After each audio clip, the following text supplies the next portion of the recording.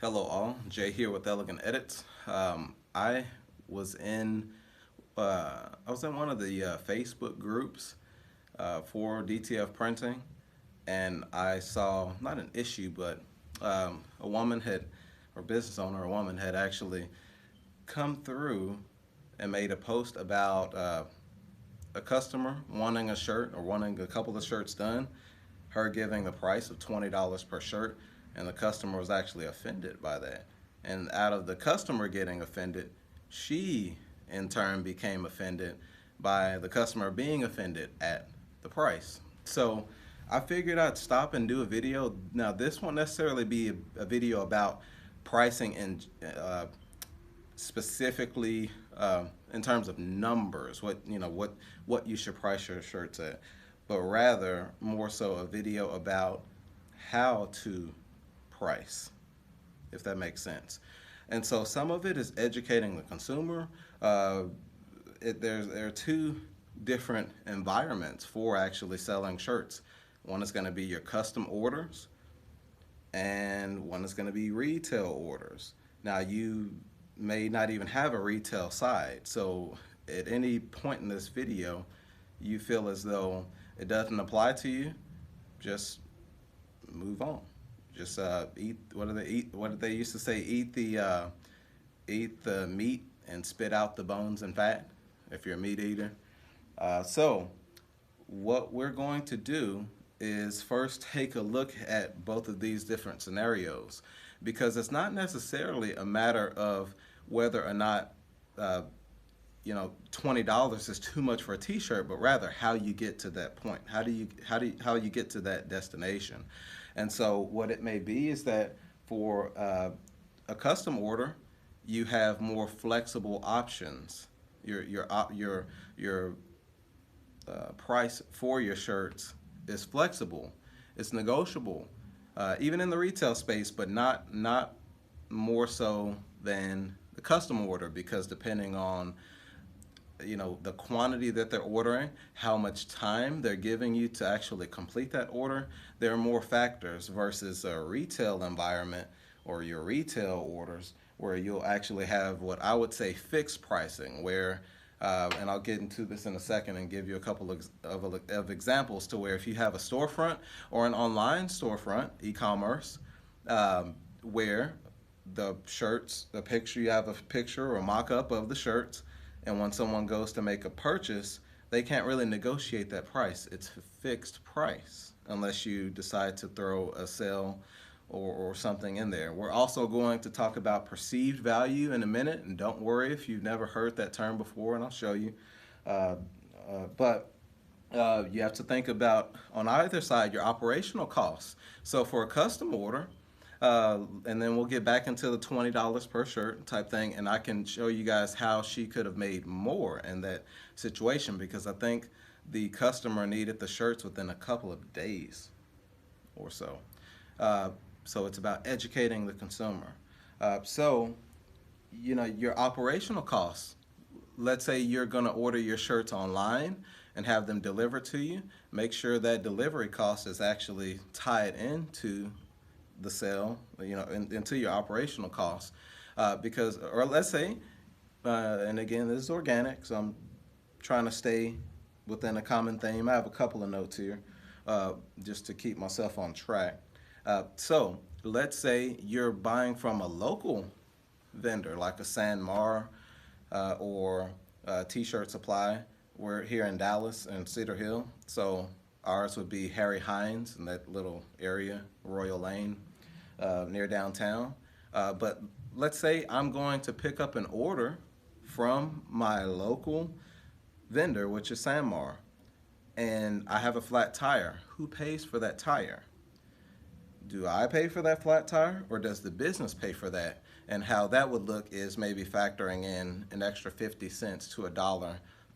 Excuse me, I'm still under the weather. So 50 cents to a dollar into my markup for every shirt that gets sold within the shop or online, because I want each customer to pay a tiny fraction of that flat tire. So those are things to think about. If you're working from your home, let's say you have a press that pulls a lot of whatever you call amps or whatever. So your electricity has to be also factored into that cost. And that specifically is why I didn't want to necessarily tell you that, oh, you should be selling your shirts at this price or that price. And some of you guys are in Germany, Switzerland, uh, Italy, Africa. I've been speaking to all different people from all different walks of life and sides uh, of this planet. So I can't tell you what to charge. But in that scenario, with the $20 per shirt with a couple of days, this is, oh yeah, so there is one additional component to her post, uh, and that was she didn't charge the customer up front, not a deposit, or neither a deposit nor the full amount. How I operate with family, friends, and in between is that this is how I would have said it. The shirt, to do each shirt, I'm going, or this is how it's said. So, customer comes in and says they need, 2 or 3 shirts done within a couple of days, and my turnaround time is generally 1 week. This is how I respond. Hi, I have several orders in the queue, but I'll create a formal invoice within QuickBooks. That's just what I use for the online stuff. So I'll create a formal invoice within QuickBooks. And once you take care of the invoice, notice I didn't say pay, so I'm being very tactful with my words. So we have several orders in the queue. I'll create a formal invoice. The shirts are going to be $15, right? So I'm not even leading with the 20. The shirts are $15 a piece, but in order for, or per unit. But in order for me to meet your deadline, there'll also be a $25 rush fee. See what I did there? So it's what, $45, right? Make sure I can count. Yeah, it's 30 and 40. So yeah, so actually no, 55. So let's say, or you could just say a $15 rush fee, but you will be at $55 versus the 40. But they know that they need the shirts last minute, and you also want to set the standard for how to conduct business going further. So you're already letting them know, hey, I have other orders in the queue. Let me create a formal invoice for you. This is what it's going to cost, and that's not including any sort of art fee or setup fee. And so that's a perceived value of you controlling the situation. Some people think that control has a bad connotation to it, but as a business owner, you have to develop a sense of a shark mentality, or you're going to lose 100% of the time. So in that, you're setting the standard for your business. And if the customer doesn't pay that $55 or whatever, if you dropped it down for a lesser fee, or making it their total $45 or whatever, what you could do is you could say, what you would be doing in that scenario is saying, okay, once you take care of the invoice, I'll place your order in the queue. That lets them know that you have other things going on. You're going to try your best to meet the deadline, but before you even add it to the queue, they have to take care of the invoice. Now, you don't have to worry about doing the design up front and them trying to go and find other prices elsewhere, getting a better price, and then you're stuck with no income, no money from that order, basically. But so you've done this design free, so you've now lost. And so I want to take real world examples and show you why these things are done that way. You guys are all over the place, but if you live here in the States, there's a certain fast food chain, and I won't mention the name, but they have it designed at some of their chains so that there is no bypass lane. You can go around, but there's almost a sidewalk or a barrier funneling you through the drive-thru. So once you enter that drive-thru, even if they're busy, you can't just whip out of the line really quick after you've ordered. So they're having you commit to that because unless you have some dually, truck or some monster truck, you're not going to easily be able to get out of that line. So it forces you to be patient. And so it might be lengthy in me telling you this, but I want to take business strategies from the Fortune 500 companies and find a way to implement that into our little small businesses. And so that's where I got that idea from. Have them pay everything up front. And if they don't want to pay everything up front, you may have lost them as a customer, but you've now weeded them out. So I would much rather control, we'll use that word again, control the situation, and it's up to them to either trust me or to look elsewhere. But they've paid the full invoice out, and it's up to me to get that shirt to them in 2 days, and I've made $55 instead of hoping to make 40. Because if you're not going to make money doing it, why do it? So if you're on that first quadrant, or the first square in the cash flow quadrant, it might be in reverse. Oh, no, that's right. So it's wage worker. So you're employed by someone, self-employed, business owner, and investor. If you're crossing over from that wage worker to self-employed, you're still trading your time for dollars. But if you're going to break even in being self-employed, you might as well not be an entrepreneur and take the steady income, the for sure paycheck. If you show up, you will get paid. Because if you're going to trade your time for dollars as a self-employed person and you're going to break even, and you have operational costs and startups, barrier of entry for whatever business you decide to get into, you're putting more stress on yourself, and it's doing more harm than good. So you might as well go in, punch in the clock, 9 to 5, nothing wrong with it, and come home and not have to think about anything else except for feeding the kids if you have them, or preparing for the next day. So again, this is a long explanation, but I want my videos to be this way. You need to educate the consumer, or you don't have to do anything, but I want to educate the consumer. And some of it may be that you do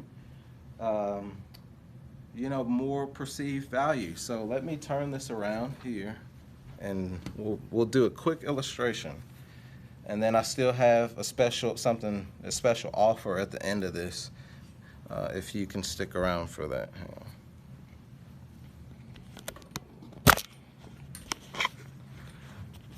Okay, so these are 3 shirts here.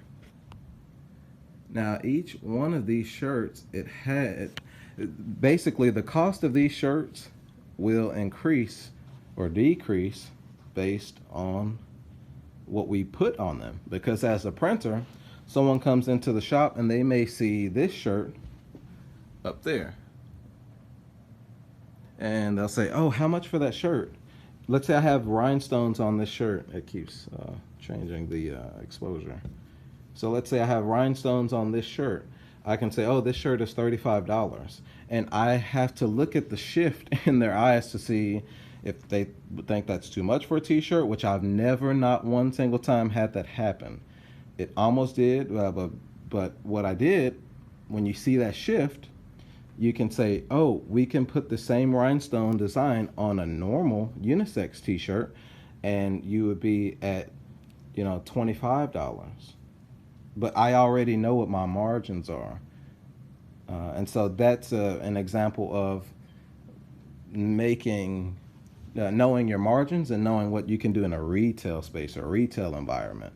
But usually if you're doing e-commerce, there is no bargaining unless you choose to do a promotion or a discount on your page. So on your website rather. So with this, it's kind of like this shirt, I can do a regular print on this shirt, and instead of it being a $35 shirt, it might be a $30 shirt. And that's up to them to say, okay, do I want a plain shirt with regular print for $20 or a premium t-shirt, premium blank? Because remember, these cost more. So I can't tell you what to price it at, but just know that each one of these has its own value tied to it. So no matter what you do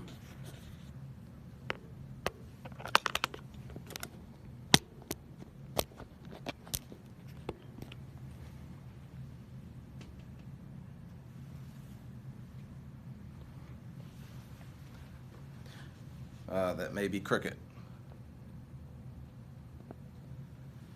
Okay, so no matter what you choose to do, what you choose to price your shirts at, remember that if, try to understand the consumer side. If someone's either walking into your shop or they found you online and they're just looking for quotes, please remember that they don't know what it costs to print a shirt. They just know they want this cool design. They don't know anything about vectorizing artwork or going to somewhere like Etsy and just screenshotting it from their phone and you having to recreate the artwork.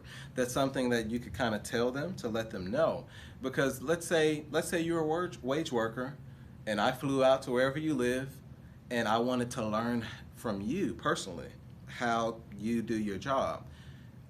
I'm not educated in that field. I would be lost in your line of work because I've never done it before. So the average consumer hasn't printed shirts before, so they don't know what it costs. So we shouldn't get offended by their response for our pricing. All we can do is educate the consumer, let them know what the terms are clearly, and give them an option to pay up front for it, show them examples of your work, and then do the work. Or you don't even have to touch it. You might lose that sale, but it's not worth the headache of it going wrong. And I'm receiving a ton of messages. So, and that. So let's segue here. So I have decided to create a Patreon because with the Facebook group, and I'll still create that, but not everyone has Facebook. And you guys have sent me so many different messages about love and support. So let's start there. I appreciate the love and support, but I'll get a message that says, "Hey Jay, can you convert the 78 or the 7800? Can you convert the 7700, the 9900, the 9800?" And so some of these printers I've never used before. I know what they are. I've seen them, but I've never actually personally converted them for DTF. And so by creating this Patreon, I can have different levels to where at a certain fee or whatever per month, I'll still be on YouTube, don't worry. But remember, I haven't become monetized, even though I've met all of the criteria. So YouTube doesn't feel as though I'm worthy of being paid for the knowledge that I have and that's constantly developing. So I have to find another way or outlet to do that. But more so, with the Patreon, I can create the community for you guys and for myself, so that if you need to message me about a specific model printer or some of maybe troubleshooting at that price per month, if you're committing to subscribe to my Patreon or whatever, I can personally message you without you having to have a Facebook or an Instagram. You might not even be a social media person, but you'd like to get a little bit of training. I'll also have some other videos too.